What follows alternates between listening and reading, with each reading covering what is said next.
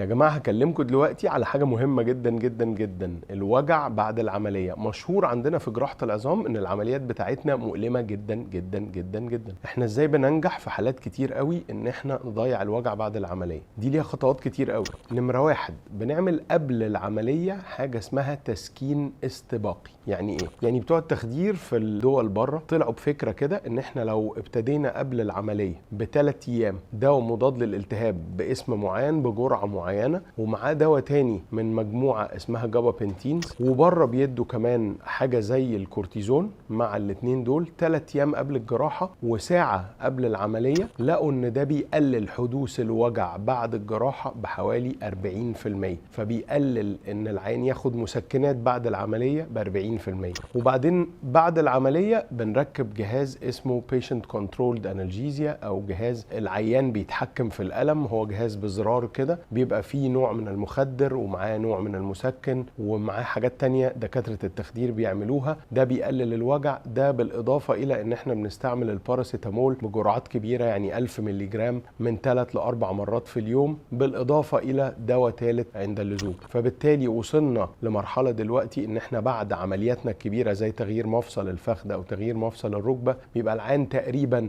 الوجع عنده مفيش. الحقيقة في مفصل الركبة بنحتاج نضيف على دول حاجة كمان، إن إحنا نحقن بنج موضعي في الجرح في اماكن مختلفه من الجرح، وساعات حتى نخلي التخدير يعمل لنا حاجه اسمها لوكال نيرف بلوك، يعني يبنج العصب اللي حوالين الركبه عشان يخلي الوجع بعد العمليه قليل جدا. وبالتالي قدرنا نسيطر على الوجع بعد العمليه. انا دكتور شريف خالد، استاذ جراحه عظام ومتخصص في تغيير المفاصل، والموضوع خد مني وقت طويل قوي عشان اوصل لهذه المرحله ان العيان ما يبقاش موجوع بعد العمليه.